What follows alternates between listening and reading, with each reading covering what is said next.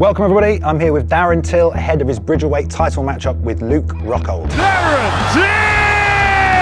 Oh my God! Oh my God! What? Oh! The final shot! And the bell! Oh my God! Darren Till, ladies and gentlemen. Darren Till.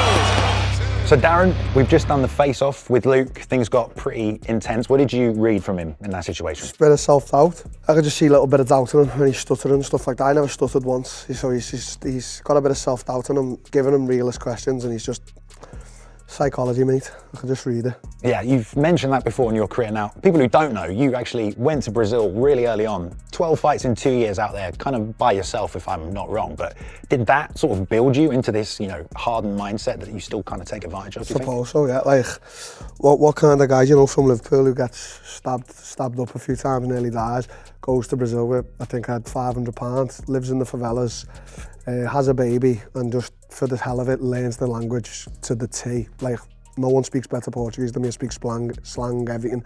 I learnt myself to read and write it, and then I got the UFC there. So it's a Netflix movie waiting to happen. It's not even over. I'll watch it when it comes out. Well, you were calling out loads of people ahead of this one. You're looking for big fights, where lots of people had a little face-off with KSI.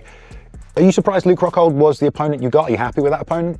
happy, yeah, but I'm not surprised. Luke, if anyone knows Luke's history, he was a Strikeforce champion, UFC champion. He's beat good guys and stuff like that. So, he's definitely not worried about a guy like me. I mentioned in the face-off, this is for the title. What does the title mean? You kind of said, I'm not interested in the belt at all. Nope. So maybe we can dig a little deeper into why are you taking this fight? What is the motivation? What do you want out of this fight? I want to buy more Rolexes.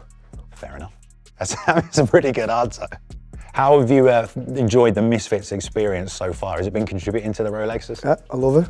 It does what it says on the tin. Just a bunch of clowns running around, and now I'm one of them. So embrace it, baby. There's a question I wanted to ask you, but I wasn't going to do it in the face-off. But do you remember where you were the night that Bisping took the belt off Luke? What year? It's in Brazil, I think. 16, I think. Yeah, I was in Brazil. Yeah, I think it was.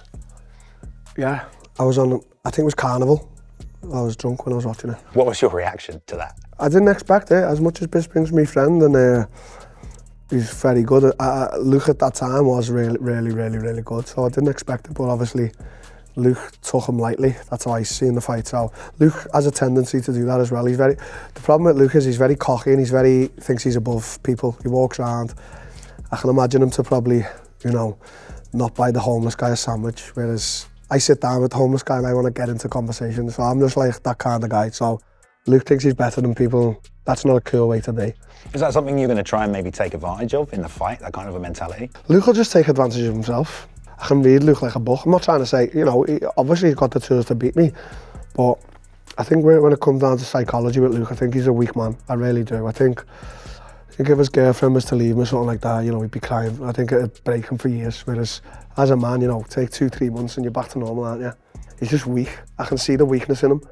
For those Misfits fans who maybe haven't seen some of Luke's MMA career, do you think this is going to be a tougher fight than the Darren Stewart fight? No, I was thinking that, but I don't think anyone realises how tough Darren is. Like a boulder for a net. So, I can't see it being tougher. I think I can definitely knock him out if I catch him, so, yeah. It's two great southpaws going head to head. Tactically, how does that play in your favour, do you think? No, I think we both got to find them openings that we do when we're fighting orthodoxes, but it's a southpaw, like the body's more open when you're southpaw for the right body shot. So I don't know, just whoever uses it better. Luke is a good striker, man, he is. There was a really cool quote I thought from you. You said a couple of years ago when you were maybe having a rough patch in the UFC, but you came out and you said, Michael Bisping, he went for a tough time, but I'm here for the long haul. I'm not going anywhere. I've got loads of time left in my career. When you said that, was this the kind of opportunities you envisioned for yourself? Fighting for titles, getting big fights, getting big paydays? Yeah, definitely. Name's it's getting bigger, it's not getting smaller. Not that I care about that, but it's like I'm still having big fights, big main events, third main event on Misfits. No one's been able to do it because, as I said, all the clowns on Misfits can't stay consistent. They're just all out. I'm just in the gym constantly, so obviously I can stay consistent. Has this boxing career kind of given you a new fire, like a new martial arts to test yourself in and keep you in that consistency, would you say? Yeah, I suppose. I mean, I had a rough 2 years when I couldn't get a boxing fight.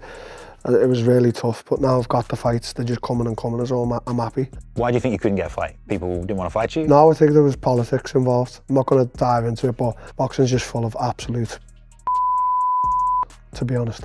Typically, at different points in your career, you could kind of look at you as like this somewhat rangy southpaw, lovely, long, straight.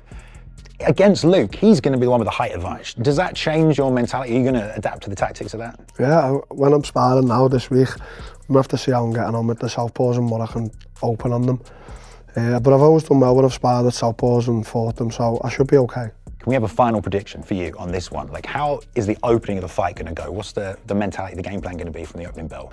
Oh no, we've got 8 rounds. We've both got to be fit for it. Just got to test it. Luke is a crafty striker. He is good. But I can see self-doubt in him already. So I think that's going to be a big factor for me. You've built so much momentum so far in Misfits.